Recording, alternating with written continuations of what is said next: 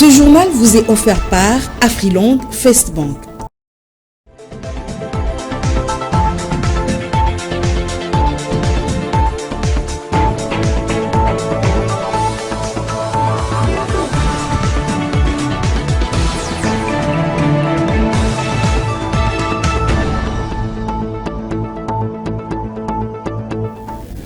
C'est l'heure du journal sur la FM Télévision. Mesdames, Messieurs, bienvenue. Les épreuves de l'examen national des fins d'études primaires débuté hier mardi s'est clôturé ce mercredi 2 juillet 2025 sur toute l'étendue de la République démocratique du Congo. Albertine Kabala nous en dit plus. Examen national de fin d'études primaires organisé le 1er et 2 juillet 2025 a marqué un tournant décisif dans le secteur de l'éducation en RDC. Centres répartis dans l'ensemble du territoire national, y compris bien évidemment les zones difficiles comme l'Est. L'ENAFEP édition 2025 symbolise bien plus qu'une étape scolaire, il incarne la résilience du système éducatif congolais confronté à des défis sécuritaires et sociaux. Dans un contexte surtout de la gratuité renforcée de l'enseignement primaire, cette édition témoigne un engagement soucieux et conscient de la part des enseignants et des autorités. Les candidats ont fait preuve d'assurance, de détermination et ont décrit l'examen accessible grâce à une bonne préparation. C'était ce qu'on nous avait enseigné à l'école, puis on a trouvé ça aussi là-bas. Oui, c'était facile. L'examen s'est bien passé dans la gloire de Dieu. C'était facile. Rappelons que le ministère de l'Éducation nationale confirme les dates réaménagées des examens nationaux restants, TENASOS, en date du 17 au 18 juillet 2025, Exeta session ordinaire du 28 au 31 juillet 2025. L'édition 2025 marque une goutte d'espoir concrète qui touche les cœurs, ainsi laisse espérer un avenir meilleur pour la RDC. La République démocratique du Congo et le Rwanda ont franchi une étape importante dans la quête de la paix en signant le week-end dernier un accord conclu sous l'égide des États-Unis d'Amérique visant à mettre fin au conflit qui ravageait l'Est de la République démocratique du Congo. Bona Mukendi pour plus de commentaires. Mes très chers compatriotes, l'accord signé à Washington ouvre des perspectives inédites. Il augure une ère de paix durable, de coopération régionale et de prospérité partagée. Il nous engage à reconstruire nos communautés, à revitaliser nos économies et à restaurer la dignité de chaque Congolais. Mais cette paix, aussi précieuse soit-elle, reste fragile. Elle exige de nous tous, gouvernements, citoyens, partenaires internationaux, un engagement indéfectible pour sa consolidation.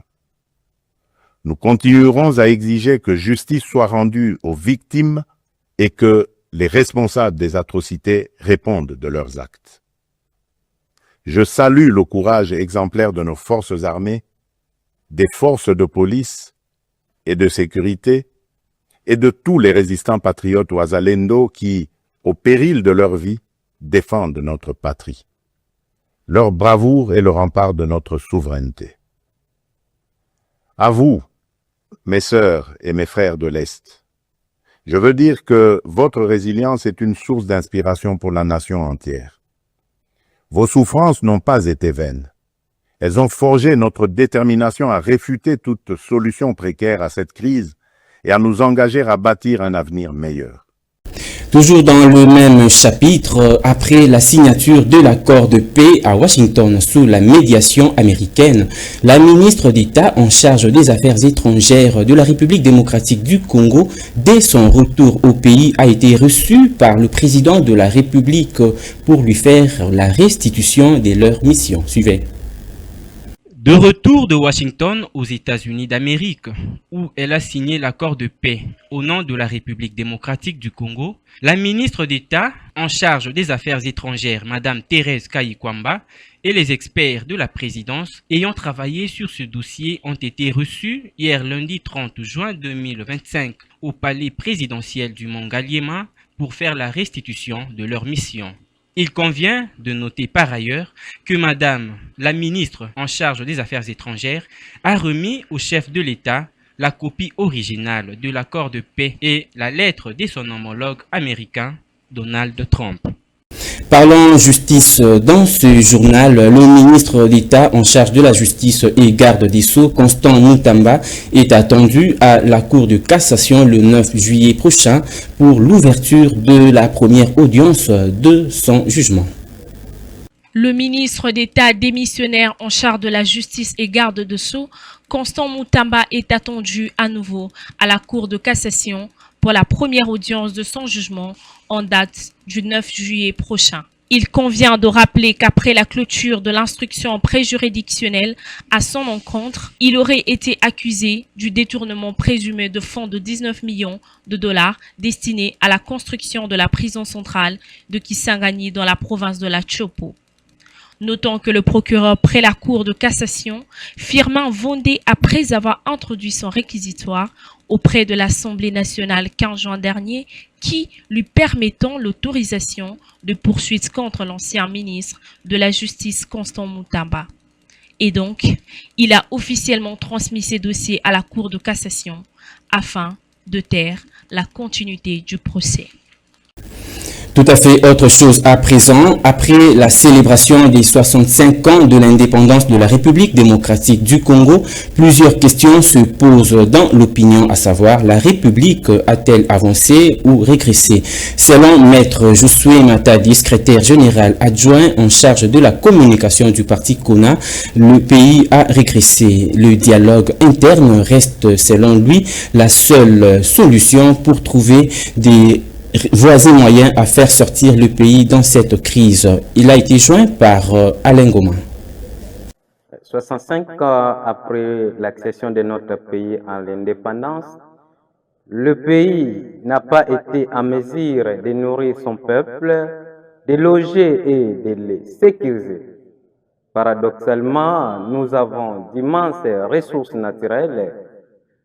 La République démocratique du Congo a actuellement plus de 100 millions d'habitants avec 60 millions de jeunes qui sont encore au chômage. Deuxième pays au monde après le Brésil en terre arabe. La RDC avait un niveau de vie plus que la Corée du Sud, la Chine en 1960. Ces deux pays ont connu un miracle économique, rien que par le travail. Et nous, la République démocratique du Congo, nous restons toujours sombrés.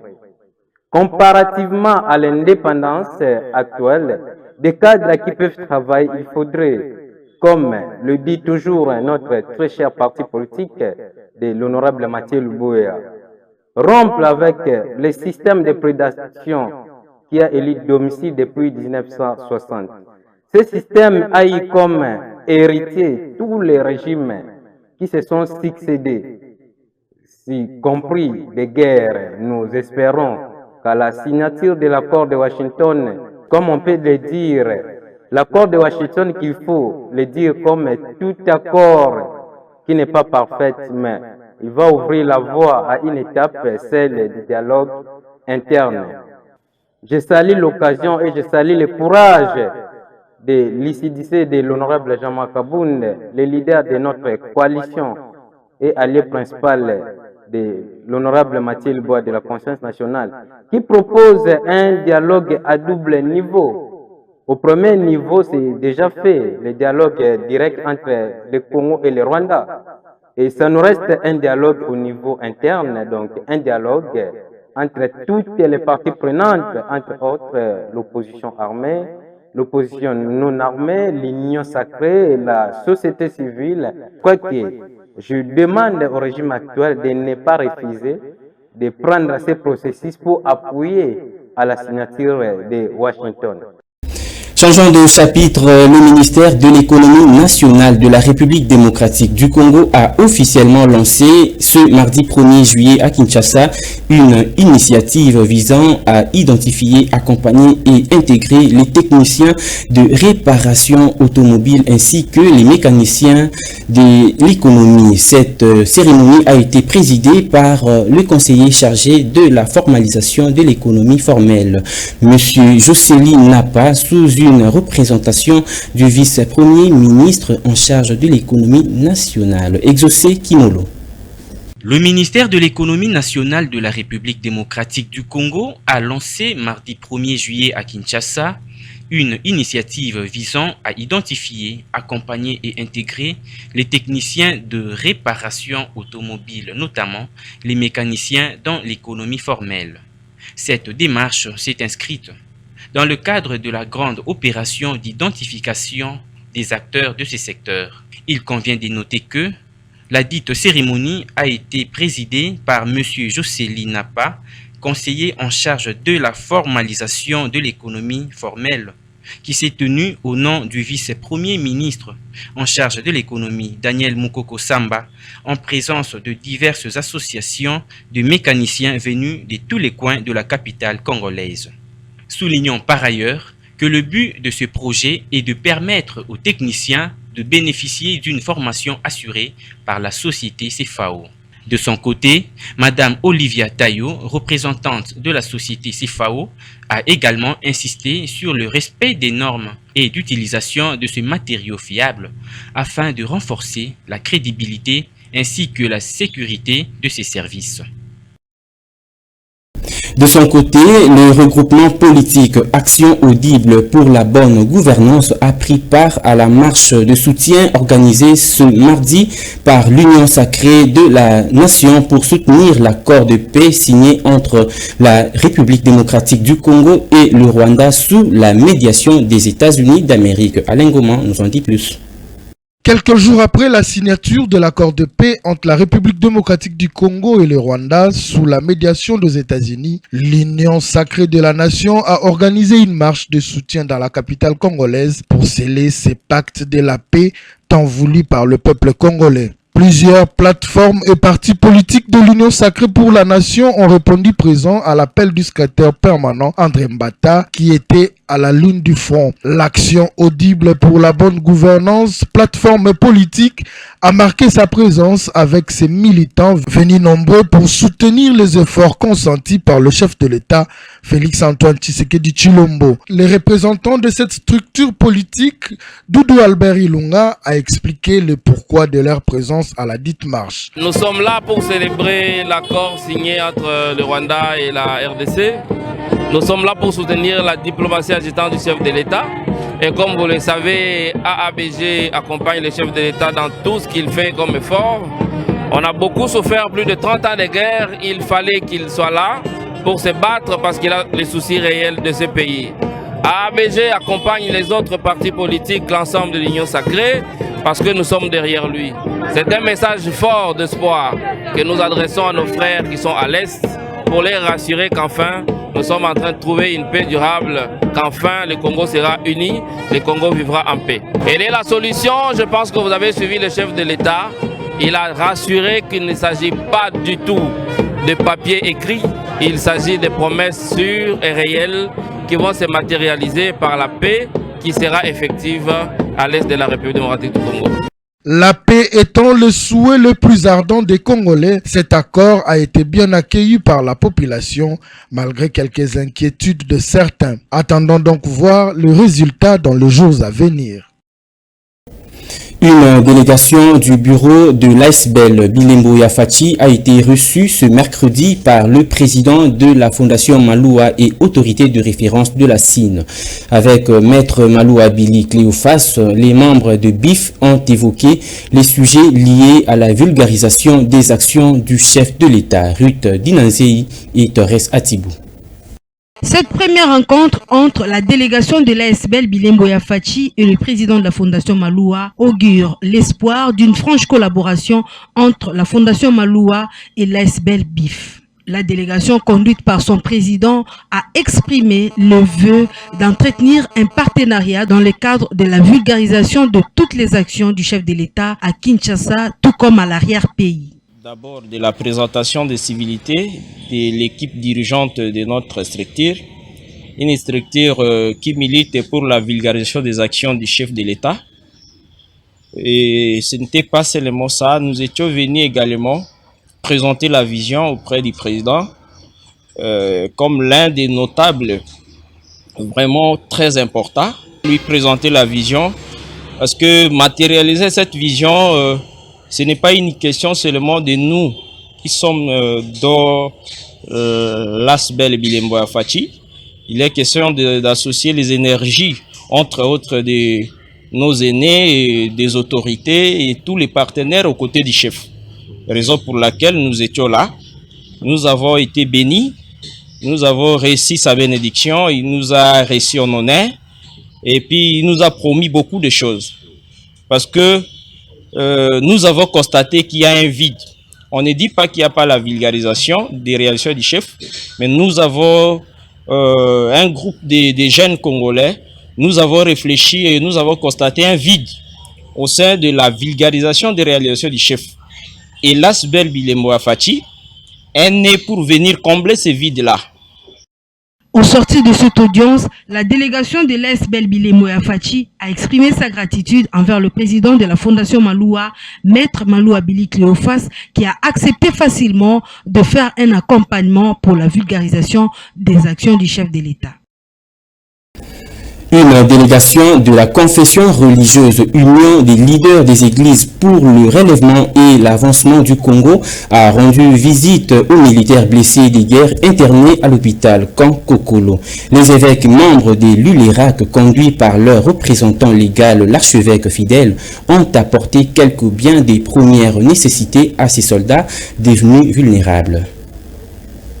Cette délégation des évêques membres de l'ULERAC, conduite par le représentant légal de cette confession religieuse, l'archevêque Fidèle Yei Jakalakala, est venue réconforter les militaires victimes des atrocités de la guerre d'agression dans l'est du pays, internés à l'hôpital Kankokolo pour des soins médicaux appropriés.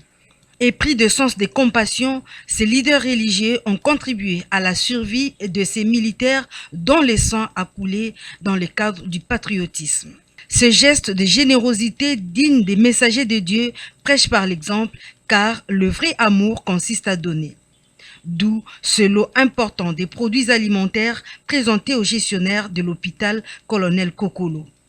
Le représentant légal de la confession religieuse ULERAC a prononcé quelques mots en guise de reconnaissance de sa structure face au sens élevé de patriotisme démontré par ces vaillants soldats aujourd'hui victimes. Ce que nous sommes en train de faire est une recommandation que le Seigneur nous a donnée. Le Seigneur nous a dit qu'il y a beaucoup de prières qui se sont faites pour la paix dans notre nation. Mais la force de la prière, de l'exaucement de la prière, ce n'est pas seulement la prière, mais c'est aussi l'offrande. Il y a une offrande qui doit être donnée à Dieu.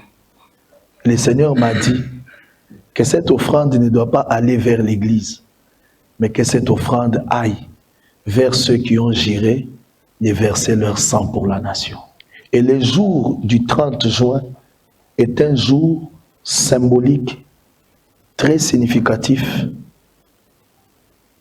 que nous avons choisi pour lancer de manière effective cette opération. Parce que si le Congo est devenu indépendant, c'est parce qu'il y a des personnes qui ont versé leur sang pour notre nation. On les appelle les martyrs de l'indépendance. À son tour, le gestionnaire de l'hôpital Kokolo a exprimé sa gratitude aux évêques de l'ULERAC pour ce geste d'amour. Ce n'est pas facile. Un jeune de 18 ans, après ses études secondaires ou universitaires, accepte de donner son sang pour son pays. Autre moment fort de cette visite des évêques de l'ULERAC, c'est la remise officielle d'un diplôme de mérite à ce vaillant soldat dont l'histoire retiendra un sens élevé de patriotisme. Et en culture, retenez que l'artiste musicien héritier Watanabe et l'une de ses danseuses sont attendus demain jeudi 3 juillet 2025 à 12h au Conseil supérieur de l'audiovisuel et de la communication pour s'expliquer au sujet de la diffusion d'une vidéo obscène lors de son dernier concert au stade Vélodrome à Kitambo. Albertine Kabala.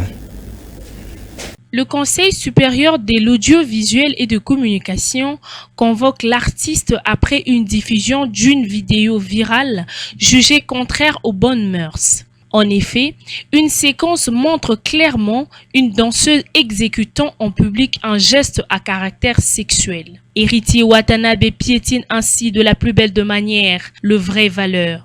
Dommage produit lors de son concert à Kinshasa au terrain Vélodrome de Kitambo. Et sur les images largement partagées, on repère cette bavure clairement et par une grande partie du public qui refuse de se taire, dénonce un manque de respect aux familles. Quelle est donc la limite qu'on ne doit pas franchir? La scène ne peut pas devenir un espace de banalisation d'obscénité. Et aussi, rappelons que l'artiste de la rumba congolaise, héritier Watanabe, a déjà été au cœur des polémiques similaires par le passé. Et en société, sachez que l'état de délabrement des routes dans la ville de Kinshasa, on en parle encore. L'avenue de l'université dans la commune de Lemba, partant du rond-point Ngaba jusqu'au parc Virunga, demeure impraticable malgré les débuts des travaux déjà enregistrés. Divine Lufonkinda.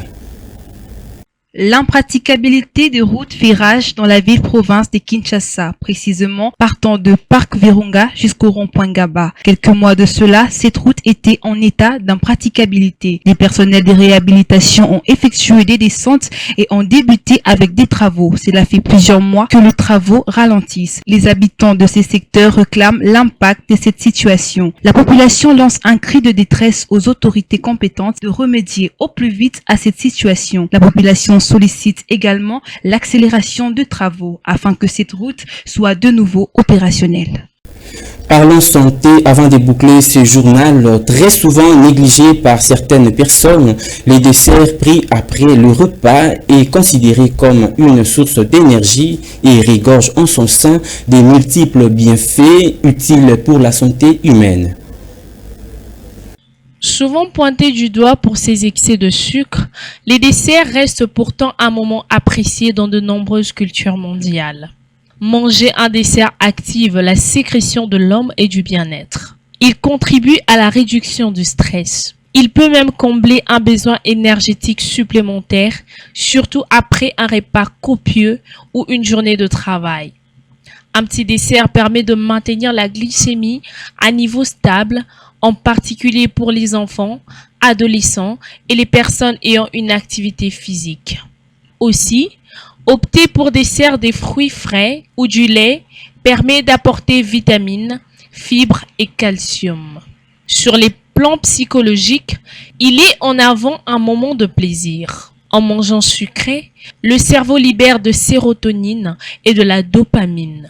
C'est pourquoi les experts disent que le chocolat réconforte et agit directement sur l'humeur. Les desserts bien choisis n'est pas un ennemi de la santé. C'est un plaisir équilibré qui peut faire du bien au corps comme à l'esprit. Nutritionnistes, psychologues, en passant par des spécialistes de la culture culinaire, tous s'accordent à appuyer cela.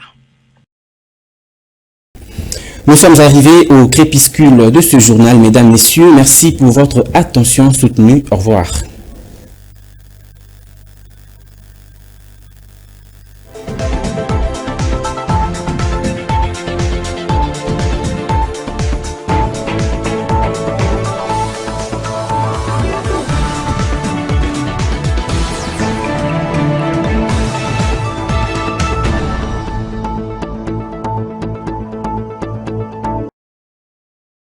Le journal vous a été offert par Afriland Facebook.